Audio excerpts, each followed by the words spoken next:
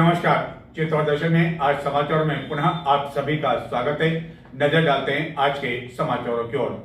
नगर में कई दिनों से जारी भीषण गर्मी एवं चिलचिलाती धूप के बीच आखिरकार शुक्रवार को कुछ समय के लिए नगर वासियों को उस समय राहत मिली जबकि सायं कुछ देर के लिए ठंडी हवाएं चली एवं बारिश हुई। हालांकि माना जा रहा है कि इस बारिश से शनिवार को लोगों को पुनः उमस के बीच गर्मी का सामना करना पड़ सकता है, लेकिन हाल फिलहाल तो सायं कुछ समय के लिए गर्मी से राहत अवश्य मिली। नौतपा बीत जाने एवं जून माह का पहला सप्ताह समाप्ति की ओर होने के बावजूद नगर में अभी भी एक तरफ आसमान से आग बरस रही है तो दूसरी तरफ जमीन तप रही है। हालांकि इस भीषण गर्मी के बीच नगर में शुक्रवार सायं कुछ देर के लिए बारिश होने, आंधी चलने एवं ठंडी हवाएं चलने से लोगों को राहत मिली, लेकिन इससे पूर्व नगर में दिन भर लोगों को भीषण गर्मी का सामना करना पड़ा।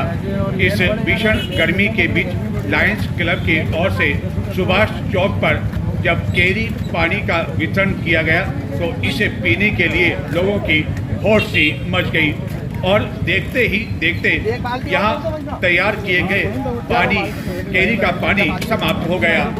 इस दौरान क्या शहरी क्या ग्रामीण लोग 2-2, 3-3, 4-4, 5-5 केरी का पानी पीने में लगे रहे। यह केरी का पानी इन दिनों भीषण गर्मी के साथ ही लू में काफ़ी अधिक राहत प्रदान करता है और इस ठंडे केरी को ठंडा केरी का सेवन करने के बाद लोग काफ़ी राहत भी महसूस करते हुए देखे गए, जबकि नगर में इन दिनों शीतल पानी के लिए जगह जगह केन रखी हुई वहीं रेलवे स्टेशन क्षेत्र में छाछ का वितरण भी निःशुल्क किया जा रहा है।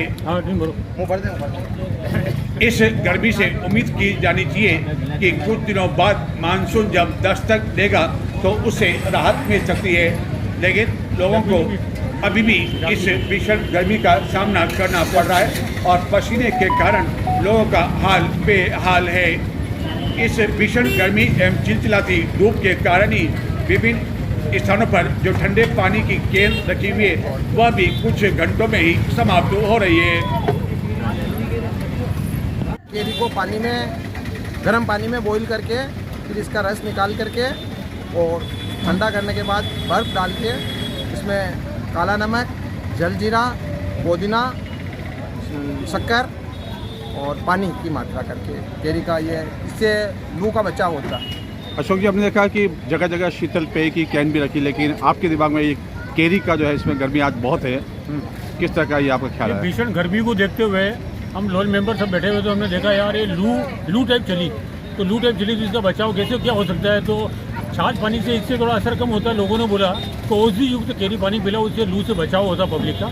तो हमने इसलिए केरी पानी का सोचा और केरी पानी का ये सुविधा अपने नगर में इस भीषण गर्मी एवं चिलचिलाती धूप का यह हाल है कि बच्चे गर्मी की छुट्टियों का आनंद नहीं ले पा रहे हैं और इसी गर्मी के कारण अभी भी कई व्यापारी बाहर से कूलर मंगवा रहे हैं, क्योंकि अधिकांश दुकानों पर गत दिनों कूलर का स्टॉक समाप्त हो गया था और व्यापारियों को लगता है कि 15 जून तक यह भीषण गर्मी का असर और रह सकता है। इस कारण अभी भी कूलर बाहर से मंगवाए जा रहे हैं। हालांकि जिस बड़ी संख्या में अब कूलर मंगवाए जा रहे हैं वह बिक पाएंगे या नहीं यह कहना मुश्किल है, क्योंकि कई लोगों ने अप्रैल और मई महीने में इसकी खरीदारी कर ली थी। गर्मी में अक्सर रात्रि के समय ठंडक हो जाती है, लेकिन इस बार तो रात में भी गर्मी होने की वजह से कई लोग जो कि गर्मी के दिनों में रात्रि के समय घरों की छत पर सोया करते थे, लेकिन वह भी गर्मी के कारण सो नहीं पा रहे हैं।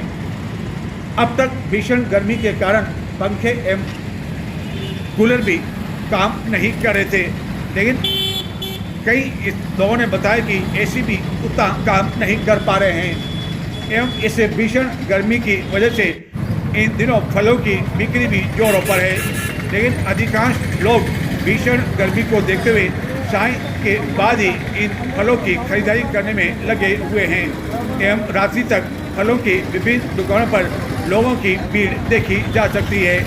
आम, खरबूज, तरबूज, चीकू के साथ ही कई तरह के फल आ रहे हैं एवं विभिन्न जूस की दुकानों पर भी लोगों की भीड़ देखने को मिल रही है। गर्मी के कारण इन दिनों जूस की दुकानें भी काफ़ी चल निकली है एवं पानी की विभिन्न स्थानों पर जो केन रखी गई है उससे बाहर से आने वाले ग्रामीण भी अपनी प्यास बुझा रहे हैं। इस वर्ष अपेक्षाकृत अधिक स्थानों पर पानी की यह केन रखी गई है। इस भीषण गर्मी के कारण कई लोग पूरे बचाव के साथ बाहर निकल रहे हैं एवं इन दिनों गर्मी में नारियल की बिक्री भी जोरों पर है एवं लोग नारियल का पानी का सेवन कर रहे हैं। लेकिन पहले जो नारियल 40 रुपये में मिला करता था उसका भाव अब 60 रुपये प्रति नग तक पहुंच गया है। वही ककड़ी की बिक्री भी इन दिनों जोरों पर है और यह अपेक्षाकृत महंगी नहीं होने की वजह से आम लोगों की पहुंच से भी दूर नहीं है। यानी कि गर्मी से बचाव के लिए जो कुछ भी लोग जतन कर रहे हैं वह उसे राहत पाने की उम्मीद कर रहे हैं, लेकिन उन्हें राहत नहीं मिल पा रही है। साय होते ही लोग विभिन्न स्थानों पर चटपटे व्यंजनों का आनंद लेने के लिए अपने पूरे परिवार के साथ जाते हुए एवं यहाँ आनंद लेते हुए दिखाई दे रहे हैं। लेकिन दिन में ग्राहकी नहीं होने की वजह से व्यापारियों का हाल इन दिनों बुरा है। गर्मी के कारण इन दिनों रबड़ी, कुल्फी आदि की बिक्री भी जोरों पर है एवं लोग इसका भी आनंद लेने में लगे हुए हैं। इसी तरह आइसक्रीम की विभिन्न क्वालिटी भी लोगों को इन दिनों काफ़ी पसंद आ रही है। मुख्य सब्जी मंडी मार्ग पर हाल यह है कि दिन के समय जो सब्जी विक्रेता आ रहे हैं वह अपनी सब्जियों के टोकरे पर इस तरह गीला कपड़ा एवं पानी की बोतलें रखकर वह स्वयं छाया में अपने आप को सुरक्षित महसूस कर रहे हैं, क्योंकि दिन में बड़ी दोपहर में कोई भी सब्जी लेने नहीं आ रहा है। और यह है शहर का मुख्य बाजार, जहाँ अन्य दिनों में दोपहिया वाहन भी बड़ी मुश्किल से निकल पाते हैं। लेकिन इन दिनों चिलचिलाती धूप के कारण सभी बाजार में सन्नाटे की स्थिति देखने को मिल रही है एवं ग्राहक लोगों का इंतजार कर रहे हैं, लेकिन ग्राहक दिन के समय घरों से बाहर नहीं निकल पा रहे हैं। मानसून समीप आते ही चित्तौड़गढ़ नगर परिषद द्वारा नालों की सफाई का कार्य प्रारंभ किया जा चुका है, लेकिन इन नालों की सफाई करने एवं मलबा निकालने एवं बाद में उसे हटाने के बावजूद इन नालों पर जो पट्टियां हैं वह व्यवस्थित कई दिनों से नहीं रखी जा रही है, जिसके कारण स्थिति यह है कि वाहन जो है इन खुले नालों के कारण शिकार हो रहे हैं इसका, और लेकिन इसके बावजूद नगर परिषद द्वारा इस ओर ध्यान नहीं दिया जा रहा है। इस बारे में चित्तौड़गढ़ नगर परिषद के आयुक्त से जब हमने संपर्क किया तो उन्होंने क्या कहा हम आपको बताएंगे, लेकिन पहले बताते हैं कि क्या हाल है इन खुले नालों का। इसी माह मानसून का आगाज होने की वजह से चित्तौड़गढ़ नगर परिषद द्वारा प्रमुख नालों की सफाई का कार्य प्रारंभ किया जा चुका है, लेकिन पशु चिकित्सालय के सामने स्थित नालों का यह हाल है कि इन नालों की सफाई करने एवं मलबा हटाने को लगभग 7 दिन का समय हो चुका है, लेकिन इन नालों को पुनः पट्टियों से व्यवस्थित रूप से नहीं ढका गया है। जहां कि कल एक दोपहिया वाहन इस नाले में गिर गया था एवं 2 दिन पूर्व एक पर्यटक की कार भी इस नाले में गिरते गिरते जा बची, वरना बहुत बड़ा हादसा हो सकता था। नालों की सफाई करने के बाद इन नालों को पुनः नहीं ढकने की वजह से हवा के साथ ही कचरा पुनः नाले में गिरने लगा है, जिसके कारण गत दिनों इन नालों की गई सफाई का कोई औचित्य नहीं है। और नालों की सफाई जिस तरह की जा रही है वह भी अपने आप में एक बड़ा सवाल है कि नालों की सफाई बीच में जहाँ से नाले का पानी आ रहा है वहाँ से नहीं करने के स्थान पर प्रारंभ में एवं अंत में या कुछ स्थानों पर ही की जा रही है। तो ऐसी स्थिति में बारिश का पानी यदि आएगा तो यह नाले किस तरह इस पानी के बहाव को रोक पाएंगे और क्या इन नालों का बहता गंदा पानी सड़कों पर नहीं आ पाएगा, यह अपने आप में बड़ा सवाल है। लेकिन इन नालों को अब तक खुला रखने की वजह से कई व्यापारियों के साथ साथ लोगों को भी परेशानी आ रही है एवं एक दुपहिया वाहन चालक का वाहन इसमें गिरने के बावजूद नगर परिषद द्वारा इस दुर्घटना से सबक नहीं लिया गया। अब देखना यह है कि क्या किसी अन्य दुर्घटना का इंतजार हो रहा है या इसे ढका जाएगा। और इन नालों, खुले नालों की स्थिति को लेकर जब हमने नगर परिषद का ध्यान आकर्षित किया कि इसमें एक स्कूटर चालक गिर गया, हालांकि उसे अधिक चोट नहीं लगी, लेकिन इस बारे में नगर परिषद आयुक्त का क्या जवाब था, आप स्वयं सुने। स्कूटर वाला गिर गया अंदर। अच्छा, उसको तभी हॉस्पिटल लगे, नाला अंदर मतलब वो स्कूटर गिरा हुआ है, कोई सफाई वफाई की थी कुछ दिनों पहले। अच्छा, तो वो इधर के निकल रहा होगा। हाँ, बेचारा अंदर गिर गया, स्कूटर का डैमेज अलग है, निकाल रहे हैं लोग, स्कूटर निकाल रहे हैं और हॉस्पिटल लगे आदमी को। तो सर ऐसे कैसे किया उन्होंने? अब वो तो आप जानो सर, आपकी नगर पालिका सर। नहीं, चलाने वाले ने भी ऐसा क्या किया? नगर पालिका तो मेरी पर खुला नाला साफ करने के लिए खोला होगा तो नहीं, पर सर वो मलबा था, वो तो यहाँ से हट भी चुका है। मलबा हट गया तो एक आध दिन तो उसको खुला रखते हैं ना कि हवा निकल जाए, सूख जाए। आसपास व्यापारी तो कह रहे 5 दिन हो गए। मैं बोल देता हूँ, निकाल रहे उसके स्कूटर भी आगे सब टूट गया उसके लायक। मैं करवाता हूँ, ठीक करवा। नगर परिषद के आयुक्त से हमारी यह बातचीत गुरुवार को हुई थी, लेकिन शुक्रवार को भी इन खुले नालों का यही हाल रहा। 19वें कल्याण महाकुंभ के तहत आगामी रविवार को निम्बाड़ा से चित्तौड़गढ़ तक पद यात्रा का आयोजन किया जाएगा। इस पद यात्रा में बड़ी संख्या में बटुक भाग लेंगे, जबकि इस आयोजन के तहत आगामी कुछ दिनों तक विभिन्न कार्यक्रम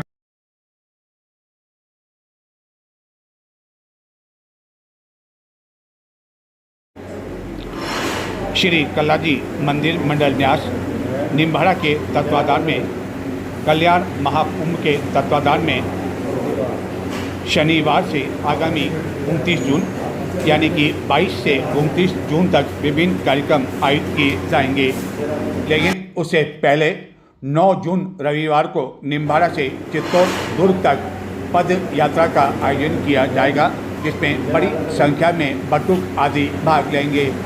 इसी तरह 22 जून को निम्बाड़ा में शोभा यात्रा आयोजित की जाएगी। इस आयोजन को लेकर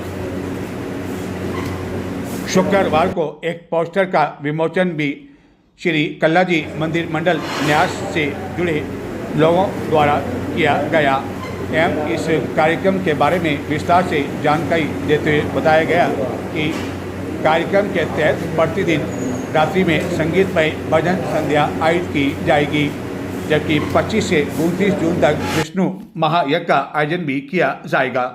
अपने कई भक्तों के साथ 13 दिवसीय आध्यात्मिक यूरोप यात्रा से संत दिग्विजयराम महाराज एवं रमताराम महाराज पुनः लौट गए हैं। यहाँ लौटने पर भक्तों ने उनका स्वागत किया और इस दौरान संत दिग्विजयराम महाराज ने अपने इस विदेश यात्रा के अनुभव साझा करते हुए बताया कि वहाँ समय की पाबंदी, अनुशासन एवं पर्यावरण के प्रति लोगों का जो प्रेम है उसे संत रमताराम शिष्य संत दिग्विजयराम एवं कई भक्तों के साथ गत दिनों 13 दिवसीय आध्यात्मिक यूरोप की यात्रा पर गए थे। इस दौरान 9 देशों से भी अधिक यात्रा के दौरान विभिन्न स्थानों पर कथा का वाचन किया गया। इस कथा का परिसंख्या में अप्रवासी भारतीयों ने लाभ उठाया। यूरोप यात्रा से लौटने के पश्चात संत दिग्विजयराम महाराज ने अपने इस विदेश यात्रा के अनुभव साझा किए।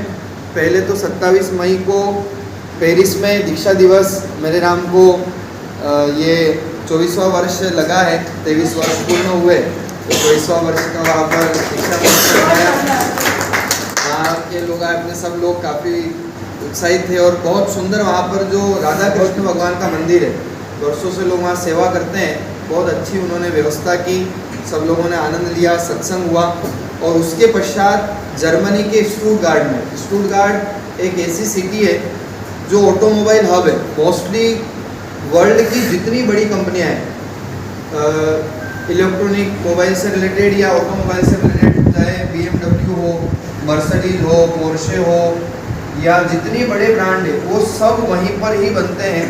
तो अपने आप में पूरे विश्व में स्टुटगार्ट एक बहुत बड़ी जगह है और दुनिया भर के लोग वहाँ रहते हैं। तो वहाँ पर अपने चित्तौड़ के रोहित जी जोशी और अपने राकेश जी देवपुरा बांसी के, उन लोगों को जब पता चला बांसी कथा चल रही थी तो योग संयोग ऐसा बना कि बांसी कथा उन्होंने यूट्यूब पे लाइव सुनी, क्योंकि वो भी बांसी के थे। तो उन्होंने संपर्क किया कि भाई चित्तौड़ के राम जी आ रहे हैं और यहाँ उनका यूरोप में कार्यक्रम है। तो वहाँ पर उन्होंने जो चित्तौड़ के रहने वाले रोहित जी उनसे संपर्क किया, तो उनका इतना भाव रहा कि जब संत आ रहे हैं और अपने वहाँ से आ रहे हैं तो फिर अवश्य अपने यहाँ मंदिर में आने ही चाहिए। तो उन्होंने यहाँ चित्तौड़ में कई लोगों से संपर्क किया। इन दिनों भीषण गर्मी से जहां नगर में कई तरह के फलों का लोग आनंद ले रहे हैं, वहीं अब ठंडक पहुंचाने के लिए लीची भी बाजार में आ चुकी है। लीची विशेषकर गर्मी के दिनों में आती है, जो बाजार में 250 से 400। नगर में इन दिनों जारी भीषण गर्मी एवं चिलचिलाती धूप के बीच रसीले फलों की डिमांड काफी बढ़ गई है और इन रसीले फलों में जब लीची का नाम आता है तो मुंह में पानी आ जाता है। पिछले कुछ दिनों से लीची की आवक चित्तौड़गढ़ में शुरू हो चुकी है एवं लीची में पानी की अधिक मात्रा पाई जाती है, जिससे शरीर हाइड्रेट रहता है। लीची एक ऐसा फल है जिसको खाने से चेहरे पर काफ़ी अच्छा निखार भी आता है। इस कारण लड़कियां इस फल को काफ़ी पसंद से खाती है। इन दिनों यह लीची चित्तौड़गढ़ में 250 से 400 रुपये प्रति किलो में बिक रही है। लीची फल गर्मी से राहत प्रदान तो करता ही, साथ ही गर्मियों में यह ऐसा फल है जो कि रसीला होने की वजह से शरीर में ठंडक प्रदान करने का काम भी करता है। यह फल लोगों को इन दिनों काफ़ी अधिक पसंद आ रहा है। हालांकि कम मात्रा में आने की वजह से इसके भाव भी इन दिनों काफ़ी अधिक है। यह गुठलीदार फल होता है जिसकी डिमांड गर्मियों में काफ़ी अधिक बढ़ जाती है और सेहत के लिए काफ़ी फायदेमंद होता है तथा लोगों के दिल खुश करने का काम भी यह फल काम करता है। चिकित्सकों के अनुसार लीची में vitamin B6, vitamin C, fibre, carbohydrate, potassium और फोलेट जैसे पोषक तत्व मौजूद होते हैं। एवं महत्वपूर्ण बात यह है कि इसके नियमित सेवन से स्ट्रोक और हार्ट अटैक जैसी दिल से जुड़ी बीमारियों का जोखिम भी कम होता है। इस कारण कई लोग इन दिनों लीची का भी अन्य फलों के साथ आनंद ले रहे हैं। लीची के जूस में विटामिन C भी प्रचुर मात्रा में पाया जाता है, जो इम्यून सिस्टम को मजबूत करने का काम करता है। इसको पीने से शरीर की इम्यूनिटी यानी रोग प्रतिरोधक क्षमता बढ़ जाती है। इसके नियमित सेवन से कई तरह की गंभीर बीमारियों एवं संक्रमण से बचा जा सकता है। हालांकि इन दिनों यह लीची बाजार में कम तो आ रही है, लेकिन व्यापारियों का कहना है कि आने वाले दिनों में शायद और अधिक मात्रा में लीची आ सकती है, जिससे भाव में कुछ कमी आ सकती है।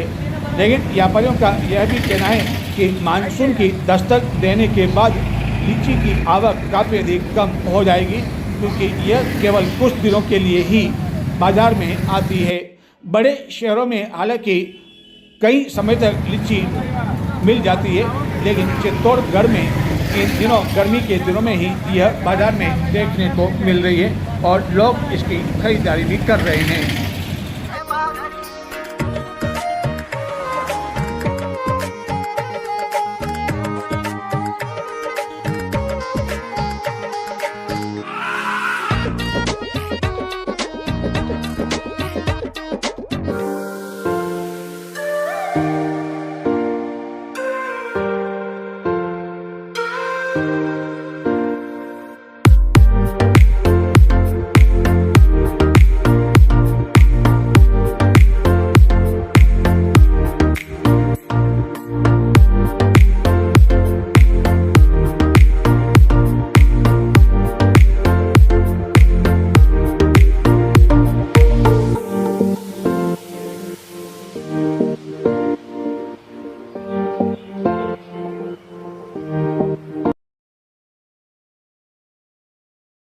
राजस्थान के मुख्यमंत्री ने गत दिनों सभी जिला प्रभारी सचिवों को अपने अपने जिले में यह दिशा निर्देश देकर भेजे थे कि वहां जो पेयजल संकट है, अघोषित बिजली की संकट की स्थिति है, उन समस्याओं के बारे में अधिकारियों की बैठक ली जाए और लोगों से समस्याओं से रूबरू हुआ जाए।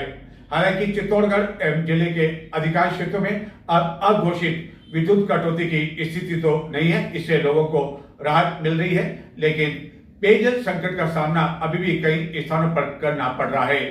एक और जहां मुख्य सचिव ने गत दिनों बैठक ली, जिला कलेक्टर भी इस समस्या को लेकर यानी कि पेयजल संकट को लेकर रूबरू हो रहे हैं, लेकिन कलेक्ट्रेट में ही पानी की जो दुरुपयोग हो रहा है, किस तरह का हाल है, हम बताते कि किस तरह वहां पानी की बर्बादी हो रही है, लेकिन अधिकारी एवं जिला कलेक्टर भी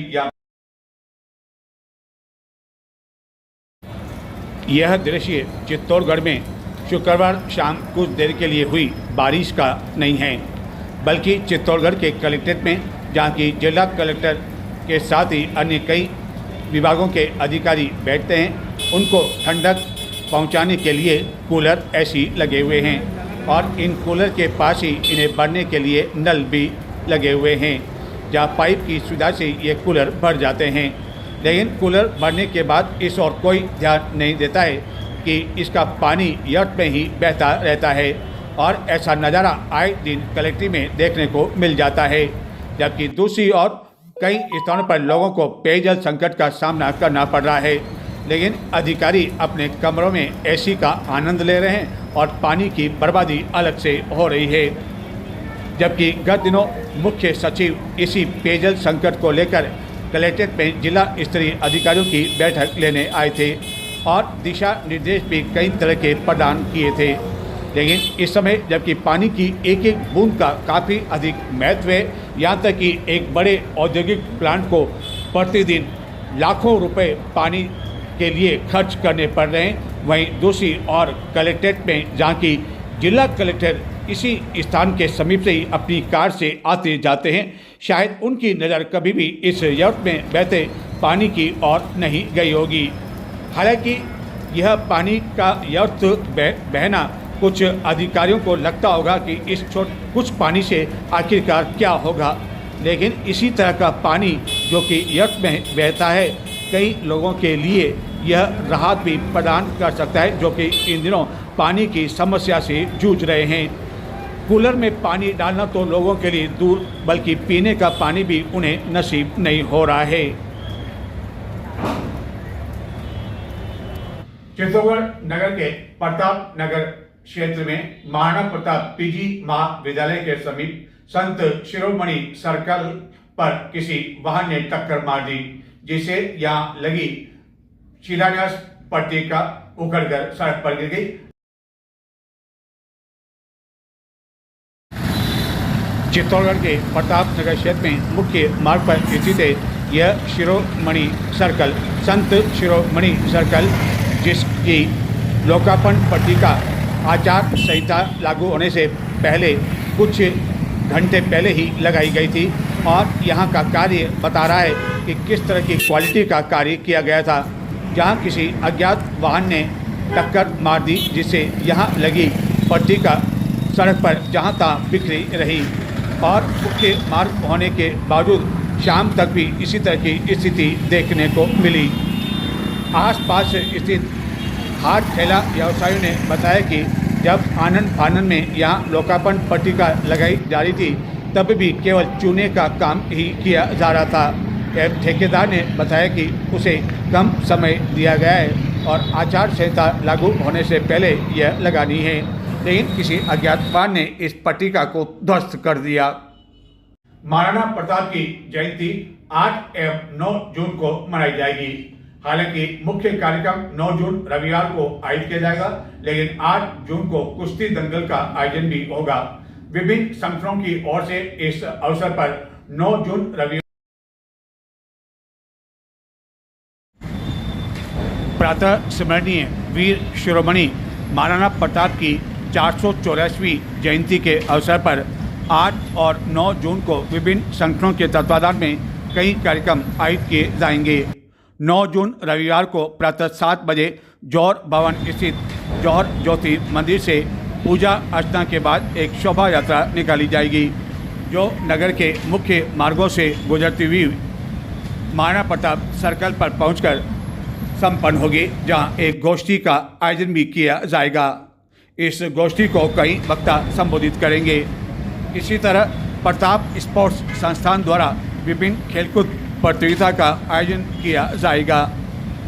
संस्थान के मंत्री योगेंद्र पाल सिंह राठौर के अनुसार इस दौरान विजेता एवं उप विजेता खिलाड़ियों को संस्थान की ओर से पुरस्कार प्रदान किए जाएंगे। महावीर व्यायाम शाला के तत्वाधान में भी नगर परिषद के सहयोग से 2 दिवसीय कार्यक्रम आयोजित किए जाएंगे, जिसके तहत शनिवार को महावीर व्यायाम शाला में कुश्ती दंगल का आयोजन होगा, जिसमें सायं 3 बजे से विभिन्न वर्ग की आयु वर्ग की कुश्तियां आरंभ हो जाएगी। इस प्रतियोगिता में चित्तौड़गढ़ एवं प्रतापगढ़ जिले के पहलवान भाग लेंगे, जबकि 9 जून रविवार को ही दोपहर 1 बजे एक वाहन रैली का आयोजन भी किया जाएगा, जो इंदिरा गांधी स्टेडियम से रवाना होकर नगर के मुख्य मार्गों से गुजरती हुई दुर्ग पर स्थित फसह प्रकाश महल प्रांगण पहुंचकर एक समारोह में तब्दील हो जाएगी। वीर शिरोमणि महाराणा प्रताप का चित्तौड़गढ़ से भी इतिहास से जुड़ा काफ़ी अधिक महत्वपूर्ण स्थान रखता है और वीर शिरोमणि महाराणा प्रताप की शौर्यता वीरता की गाथा न केवल मेवाड़ में बल्कि पूरे देश में ख्याति प्राप्त है।